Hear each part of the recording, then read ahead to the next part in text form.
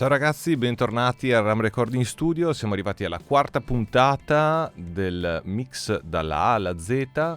Oggi è il turno degli FX. Cosa sono gli FX? Per me sono quegli elementi che vanno a complementare la band, che in questo caso è il classico quartetto batteria, basso, chitarra e voce, e che quindi, diciamo così, in maniera poco educata, vanno a sopperire magari a quella mancanza strumentale, ecco, chiamiamola così, che non c'è all'interno della band fisicamente, magari in questo caso. L'ordine di lavoro è sempre lo stesso. Io creo le mie cartelle, quindi in questo caso ho inserito dentro tutte le mie tracce che vanno a convogliare all'interno di un bus stereo, che poi vedremo come è stato trattato. Direi che andiamo subito a sentire dall'intro un po' tutte le parti velocemente e poi andiamo a vedere cosa è stato fatto.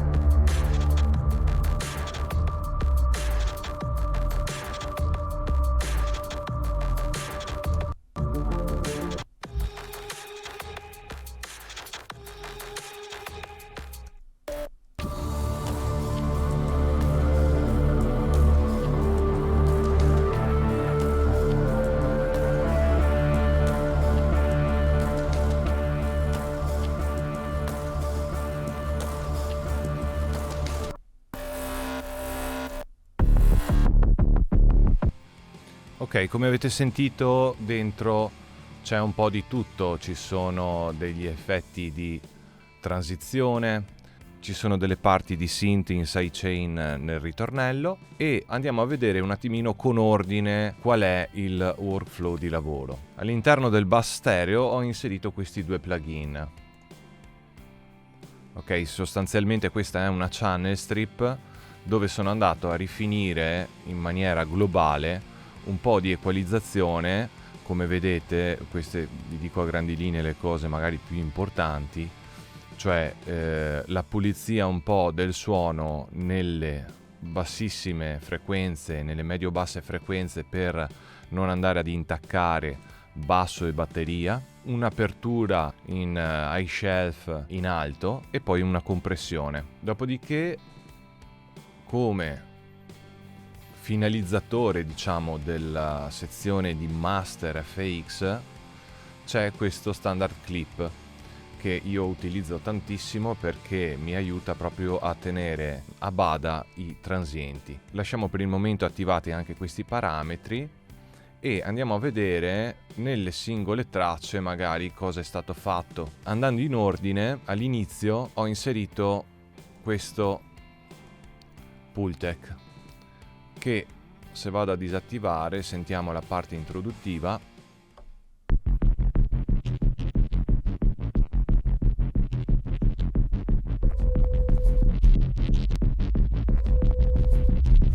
Vedete come va ad aprire un po' le altissime frequenze. Io direi che ascoltiamo anche con tutti gli strumenti.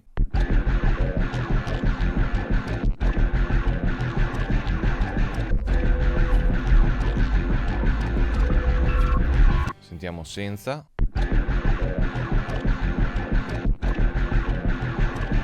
Dopodiché Per esempio questa cassa era abbastanza smorta. Un'altra cosa che a volte viene sottovalutata all'interno del mix è la saturazione, che può aiutare tantissimo a controllare la dinamica. Quindi in questo caso su questa cassa ho inserito sempre un equalizzatore Pultec, sentiamo con...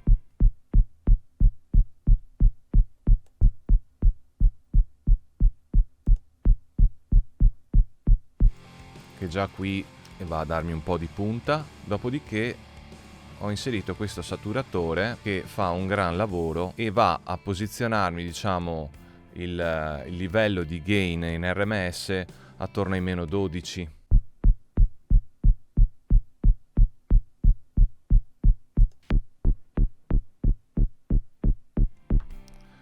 Come sentite riesco a controllare la dinamica e quindi non mi va a picchiare pesantemente sul mio bass master, quindi anche insomma con gli altri strumenti riesce ad essere molto più efficace. Allora sentiamo con essenza.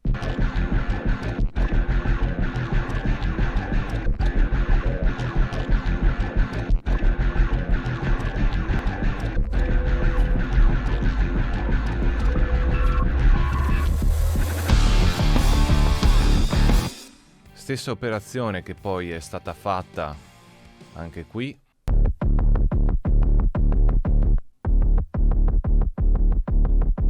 Vedete anche qui come la dinamica del suono viene controllata a dovere. Questo permette di bucare molto più facilmente il mix.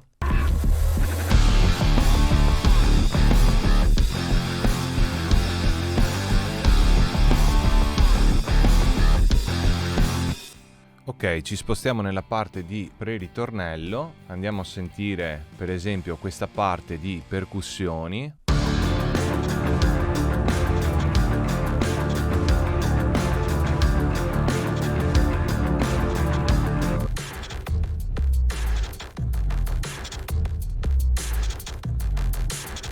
C'era questo hi-hat in alto molto fastidioso, però ovviamente essendo all'interno del loop ho dovuto agire e ho preferito appunto farlo con un compressore dinamico che quindi con attacco e rilascio velocissimo danno ancora più un effetto di bumping al sound, però non vanno a degradare più di tanto, diciamo, tutto il loop.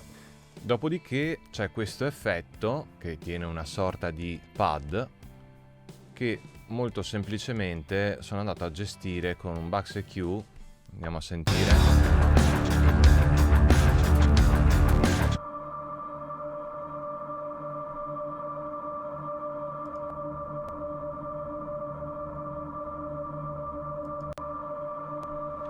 Sostanzialmente sono andato a ripulire un po', diciamo, la parte bassa di frequenze, chiudendola tantissimo e ad aprire in alto, quindi per dare un po' di aria al pad. Dopo un'altra cosa interessante,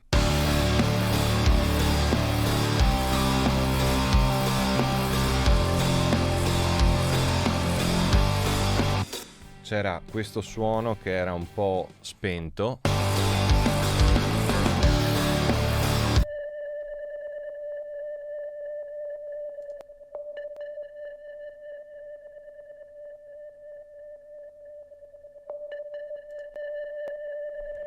Ok, con questo Vintage Warmer in questo caso siamo andati a saturare e allo stesso tempo comprimere, quindi abbiamo portato in alto un po' le informazioni che si erano perse e permette al suono di essere molto più presente. Andiamo a sentire con essenza.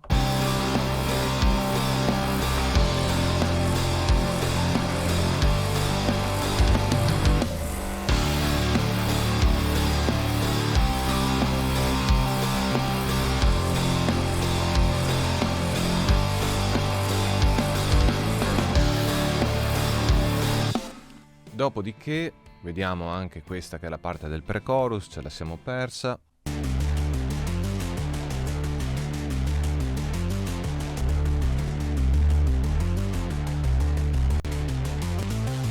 Anche qui, come vedete, è molto importante l'equalizzazione, in questo caso dinamica, per appunto lasciare sempre spazio a basso e batteria, però aprire un po' le informazioni in alto che erano un po', diciamo, spente. Dopodiché ovviamente anche qui molto importante la saturazione per tenere sotto controllo i livelli di dinamica. Vediamo un attimo.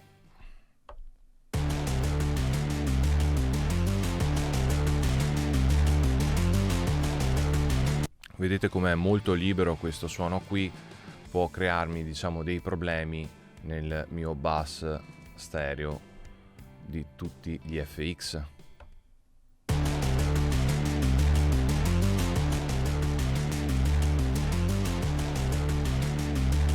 La cosa bella è che il livello di suono percepito comunque è sempre lo stesso, se non a volte anche più elevato, quindi questo porta solo che gran beneficio al nostro mix.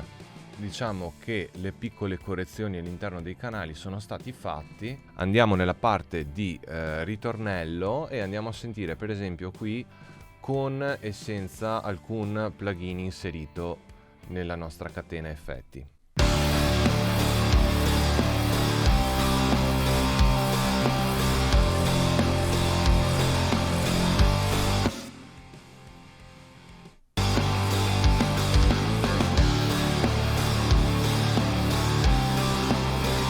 Ok, magari ci spostiamo anche nella parte di special.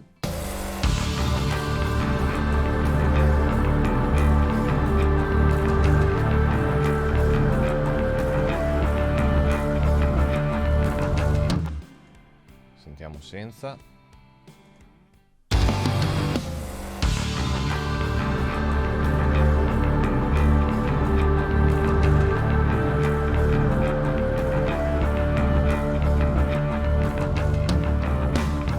Andiamo a vedere per esempio questa parte.